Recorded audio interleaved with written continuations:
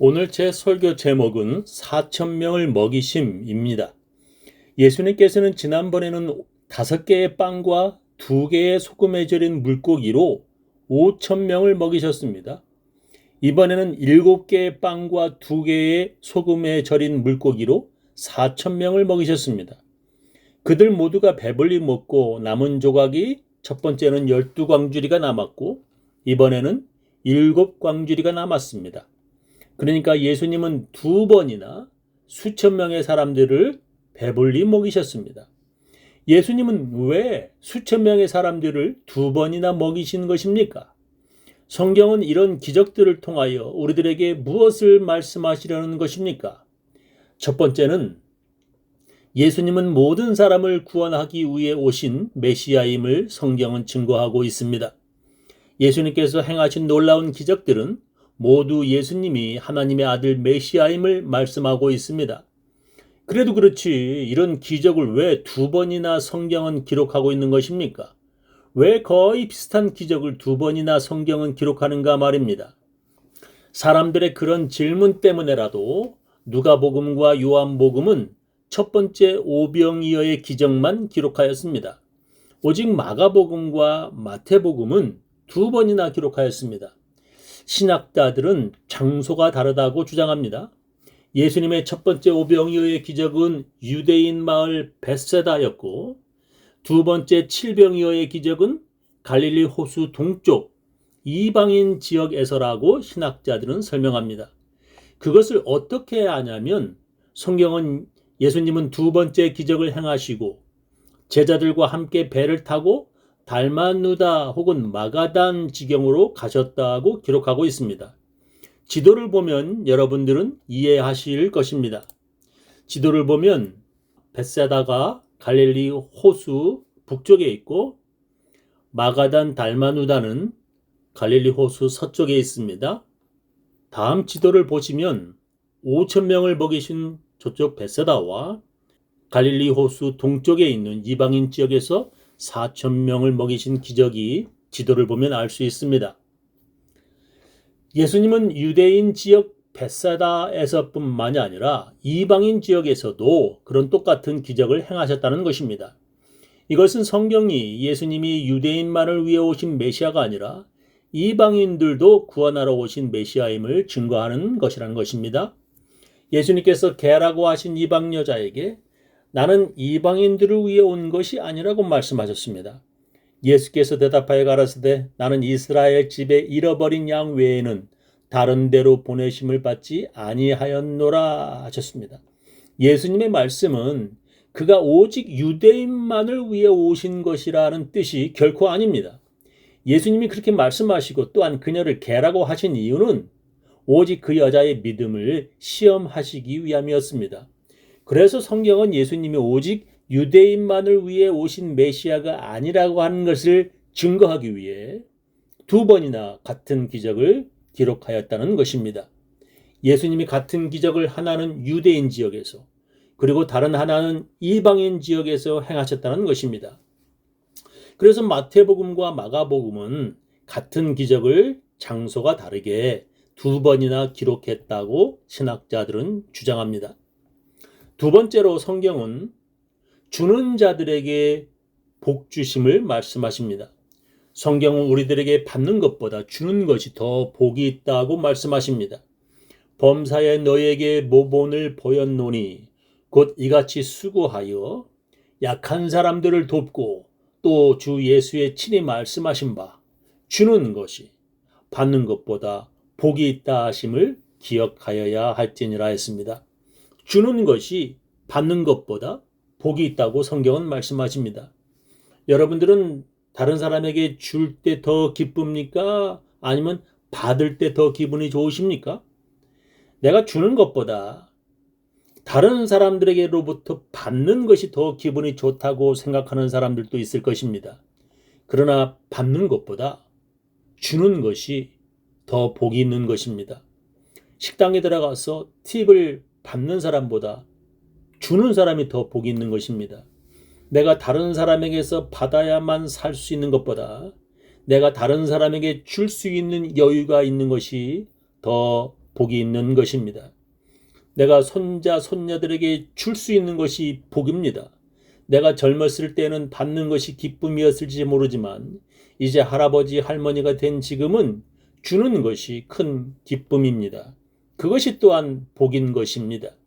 사람들은 기쁠 때 그 기쁨을 다른 사람들과 함께 나누려고 잔치를 벌입니다. 사랑하는 커플 단 둘이 시청에 가서 조용히 결혼 서명을 할 수도 있지만 대부분의 사람들이 많은 사람들과 함께 모여 결혼식을 합니다. 이렇게 결혼식을 하면 돈도 많이 들고 준비해야 하는 것도 번거롭습니다. 그러나 신랑 신부는 그 기쁨을 함께 나누려고 사람들을 초청하는 것입니다. 사랑하는 자기 아이가 1살이 되면 한국 사람들은 많은 사람들과 함께 돌잔치를 벌입니다. 왜냐하면 내 기쁨을 사람들과 나눌 때 더 큰 기쁨이 있기 때문입니다. 기쁨은 함께 나누어야 더 커집니다. 음식을 먹을 때도 마찬가지입니다. 사람들과 함께 나누어 먹어야 그 음식이 더 맛있습니다. 혼자서 먹으면 별로 맛이 없습니다. 저는 예전에 혼자서 한국을 방문해야 했습니다. 그래서 한국에 가서 그렇게 좋아하던 조개구이를 먹었는데 혼자서 먹으니까 별 맛이 없었습니다. 혼자서 그렇게 좋아하던 조개구이를 먹는데 맛도 없고 눈물이 핑 돌았습니다. 그것이 맛이 없는 것으로 끝나는 것이 아니라 주위에 여러 사람들이 함께 먹는 것을 바라보면서 저는 외로움을 느꼈습니다. 사람들은 자기의 것을 다른 사람들과 나눌 때 큰 기쁨이 있습니다. 그런데 어떤 사람들은 자기의 것을 주기만 할 뿐 절대로 안 받으려고 하는 사람이 있습니다. 그것은 주님께서 원하시는 것이 아닙니다. 왜냐하면 내가 받는 것을 거절함으로 다른 사람에게는 주는 기쁨을 빼앗아 버리기 때문입니다. 내가 안 받는 것으로 끝나는 것이 아닙니다. 다른 사람의 주는 것으로 오는 그 기쁨을 내가 받지 않음으로 차단시켜 버리는 것입니다. 사람들은 주고 받는 것으로 더 큰 기쁨을 가지는 것입니다.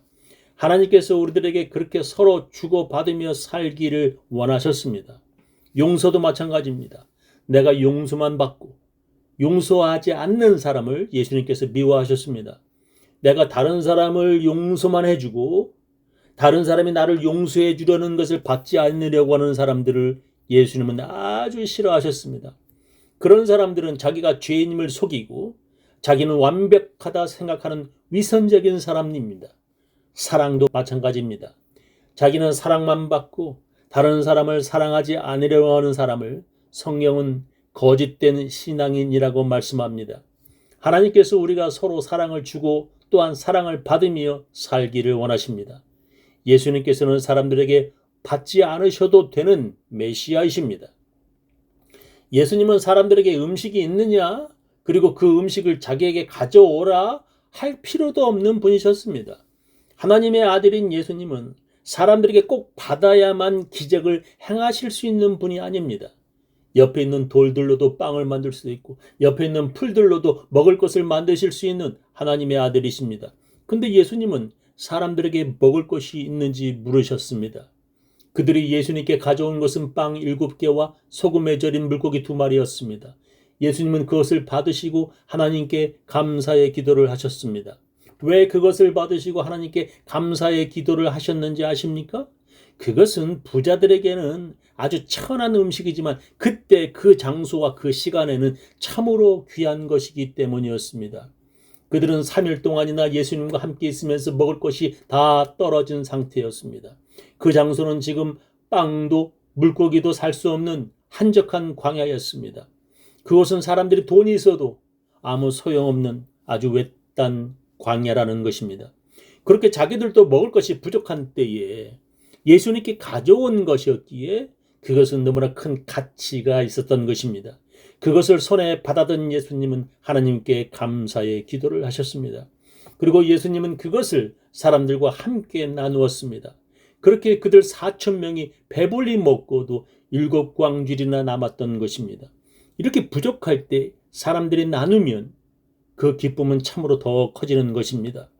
성경은 이렇게 주는 자에게 복이 있음을 우리들에게 말씀하시고 있습니다. 특히 부족함에도 그리고 가난함에도 불구하고 주는 사람이 큰 복이 있음을 성경은 말씀하십니다. 구약 성경에 보면 하나님께서 엘리야라는 선지자에게 이렇게 명령하셨습니다. 너는 시돈 근처에 있는 사르밧으로 가서 거기 머물러 있거라.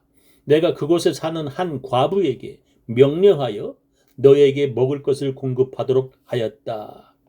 하나님께서 사르밧이라는 곳의 한 과부에게 엘리야의 먹을 것을 공급하도록 하였다고 말씀하셨습니다.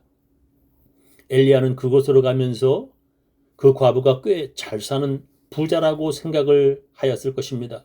그런데 막상 그가 가서 보니 그 과부는 아주 가난하였습니다. 엘리야가 그녀에게 음식을 청하자 그 과부는 이렇게 대답하였습니다. 살아계신 당신의 하나님 여호와의 이름으로 맹세하지만 나에게는 빵이 하나도 없습니다. 내가 가진 것이라고는 밀가루 한 움큼과 약간의 기름뿐입니다. 나는 나무를 조금 주워다가 내 아들과 함께 마지막으로 음식을 만들어 먹으려고 합니다. 우리는 이것만 먹고 나면 굶어 죽게 될 것입니다. 그 과부가 너무 가난하여 엘리야에게 나눠줄 것은 없다는 것입니다. 오직 그녀에게는 자기 아들과 함께 먹을 밀가루 한 움큼과 그것을 요리할 약간의 기름만 남아있다는 것입니다. 그 과부는 그것을 먹고 나면 굶기 시작해야 한다는 것입니다. 그런데 엘리야는 그 과부에게 이렇게 말합니다. 그때 엘리야가 말하였다. 염려하지 말고 가서 먼저 그곳으로 작은 빵 하나를 만들어 나에게 가져오시오. 그런 다음 남은 곳으로 당신과 당신의 아들을 위해 음식을 만드시오. 저는 성경이 이것을 읽으면 엘리야는 정말 동정심도 없는 무자비한 사람인 것 같습니다. 엘리야는 그렇게 가난한 사람에게 마지막 남은 양식마저 빼앗아 먹으려는 나쁜 사람 같습니다. 만약에 저 같으면 그런 말을 도저히 못할 것 같습니다. 차라리 그 가난한 과부에게 내 돈을 줄지언정 그녀에게 마지막 남은 음식을 나에게 먼저 달라고는 못하겠습니다. 그러나 엘리야는 그 마지막 양식을 자기를 위해 만들어 달라고 말하였습니다. 그 이유는 바로 하나님께서 그렇게 자기에게 말씀하셨기 때문이라는 것입니다. 이스라엘의 하나님 여호와께서는 이 땅에 비를 내리시는 날까지 당신의 밀가루통에 밀가루가 떨어지지 않을 것이며 그 기름병에 기름이 마르지 않을 것이라고 말씀하셨습니다. 하나님께서 자기에게 그렇게 말씀하셨다는 것입니다. 하나님께서 자기에게 그렇게 명령하셨기 때문에 자기는 그렇게 할 수밖에 없다는 것입니다. 엘리야는 비정하리만큼 믿음이 대단한 사람이었습니다. 그러자 그 과부는 엘리야의 말을 믿고 마지막 밀가루로 엘리야에게 음식을 만들어 바쳤습니다. 그리고 하나님께서는 그 여자의 그 통에 밀가루가 떨어지지 않게 그 병에 기름이 마르지 않게 해주셨습니다. 성경은 주는 자에게 하나님께서 마르지 않는 복을 주신다고 증거합니다. 오늘 성경 본문은 바로 그것을 증거합니다. 저는 우리 교인들 모두 나눔으로 하나님께서 주시는 기쁨과 복 받으시기를 예수님의 이름으로 축원합니다.